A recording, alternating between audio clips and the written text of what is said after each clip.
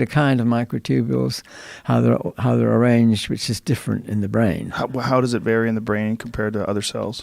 I think one big difference, although not Stuart emphasizes this so much, there are two kinds of microtubules. They're the ones called the A lattice and the B lattice. And the A lattice ones are the very symmetrical ones. They're tubes and they look the same all the way around. They've got a very beautiful arrangement of these proteins called tubulin, and they make a very nice arrangement, which is connected with Fibonacci numbers and things like that. So they look a bit like fir cones, but they're all parallel. They don't taper off. But the thing is, in the brain, I think most microtubules are probably what are called B lattice ones, and they don't have so much symmetry. They've got a sort of seam down the one side. And they're very important in transporting substances around cells and so on. And microtubules, all sorts of things. They don't just do what Stuart and I think they may be doing in the brain. So the idea is that in the brain, they're organized differently, and probably the ones that are important are the A-lattice ones, which are the very symmetrical ones. And for a long time, people couldn't see the difference because they look very similar. And they may well be the ones that happen to be in pyramidal cells as a particular kind of cell. So, one of the things that interested me a lot is how it is that not all parts of the brain are the same in this respect. You see, you've got the cerebrum. This is the part at the top, and divided down the middle. And that, when you see brains, that's what you normally see with the convolutions in it.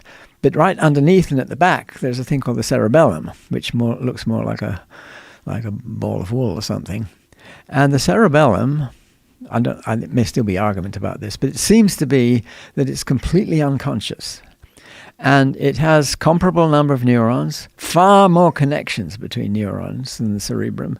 And it's what takes control when you're driving your car and you're thinking about something else and you're not thinking what you're doing, because it's unconscious.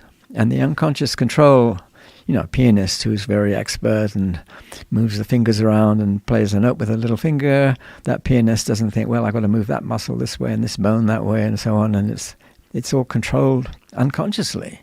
And a lot of this unconscious control is done somewhere else in the cerebellum when you get really skilled.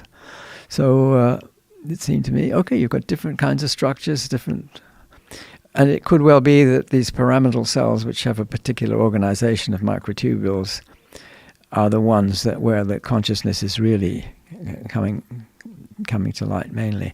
I don't know. There's a lot which is not known about this, controversial and all sorts of things. But the cerebellum seems to be different and organized differently. So it's not just how many neurons, how many connections are there, because there are more in the cerebellum. So it's not that, it's something else. Do they know this from observing the brain through fMRI or something like that during particular activities? I don't know. I would imagine partly just examining it from dead people and looking at brains and trying to estimate how many neurons there are in it. Right, but how would they know which portions which are is active conscious during particular activities? I don't know that they do know that well, I guess. But the cerebellum, there is a bit of an argument about that. I think whether it's completely unconscious or not.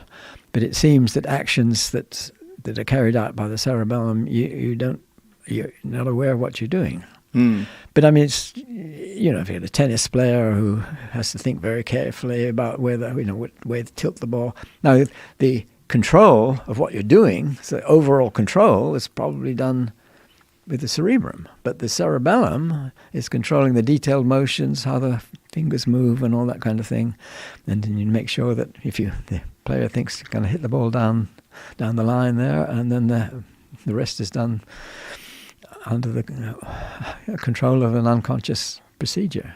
I mean, I may be simplifying, but I understand what you're saying. So you're saying that we don't totally understand, but we know that there's different parts of the brain that are responsible for different activities, and some activities don't seem to be conscious. Yes. I mean, I think it's probably the case.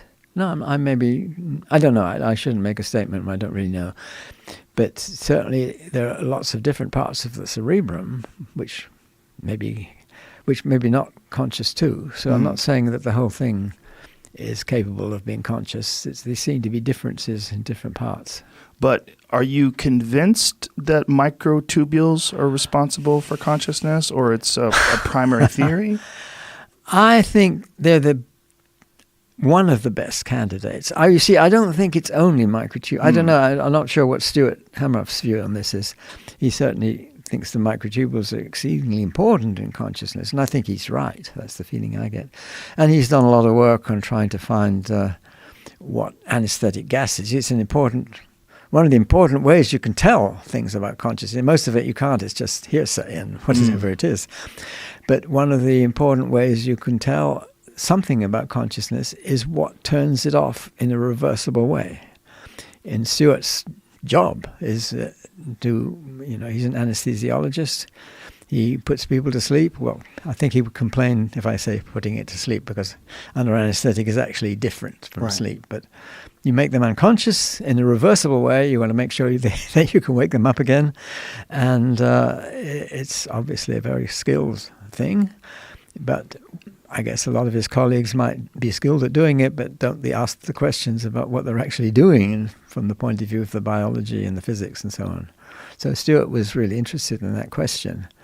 Partly, I think, things like mitosis, cell division, and he was very struck by the way that the chromosomes all line up, and that there's these microtubules which are pulling them, and they're a really big part in the structure of cells and how they behave and so on. But why their consciousness? Well, I guess it was his experience with putting people under anesthetics, and the fact that the gases which put you to sleep, and they're, again, I shouldn't say to sleep, but put you under anesthetic, are very unconnected chemically. They're different kinds of things, but yet they still seem to have the same effect. And to understand what it is that they affect is, that's a lot of his interest is to do with that. So just by putting someone unconscious and registering what parts of the brain are no longer active, this is what they're using to sort of reverse engineer by turning those parts on.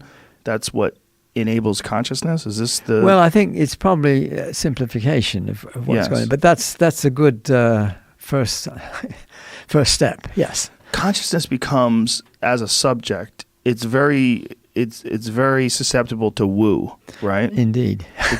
It's one of those weird ones where people want to start talking about souls and universal consciousness, and they start. It's a murky area. Yes. And there's no clear borderline. Well, you see, Stuart runs these consciousness conferences, and he's very broad-minded. He has people all sorts of different views like the ones you mentioned. And it's not necessarily his view, but he likes to get a broad perspective on what's going on. I'm a bit more narrow-minded than he is on these matters. Yeah, I am too. I'm very skeptical because I understand the inclination that people have to lean towards the woo.